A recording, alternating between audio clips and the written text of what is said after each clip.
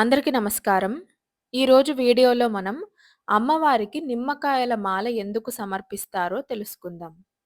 హిందూ సాంప్రదాయంలో నిమ్మకాయకు నకారాత్మక శక్తి అంటే negative energy లేదా దుష్ట శక్తులను పారద్రోలే శక్తి ఉంటుందని నమ్ముతారు.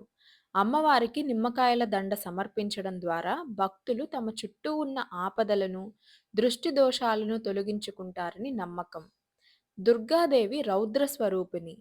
పులుపు రుచి కలిగిన నిమ్మకాయలను అమ్మవారికి సమర్పించడం ద్వారా అమ్మవారి ఉగ్రరూపం శాంతించి భక్తులపై ప్రసన్నమవుతుందని శాస్త్రాలు చెబుతున్నాయి. ఇంకొక కారణం ఏంటంటే పూర్వకాలంలో దుర్గామాతకు జంతు బలి ఇచ్చేవారు. అయితే కాలక్రమేణా జంతు బలికి బదులుగా కూష్మాండం అంటే గుమ్మడికాయ లేదా నిమ్మకాయలను బలిగా సమర్పించడం ఆచారంగా మారింది.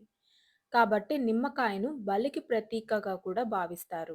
అలాగే అమ్మవారికి నిమ్మకాయల దండను సమర్పించడం వల్ల రాహుకేతువు దోషాలు తొలగుతాయి, సౌభాగ్యం కలిగి లక్ష్మీ కటాక్షం కూడా కలుగుతుంది. ఎప్పుడైనా సరే అమ్మవారికి నిమ్మకాయల మాల ఇచ్చేటప్పుడు 11 లేదా 21, 51 లేదా 108 నిమ్మకాయలతో మాల కట్టి సమర్పిస్తారు.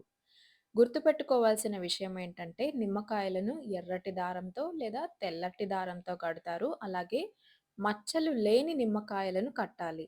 వీడియో నచ్చితే లైక్ చేయండి, షేర్ చేయండి. శ్రీ మాత్రే నమః అని కమెంట్ సెక్షన్‌లో కమెంట్ చేయండి.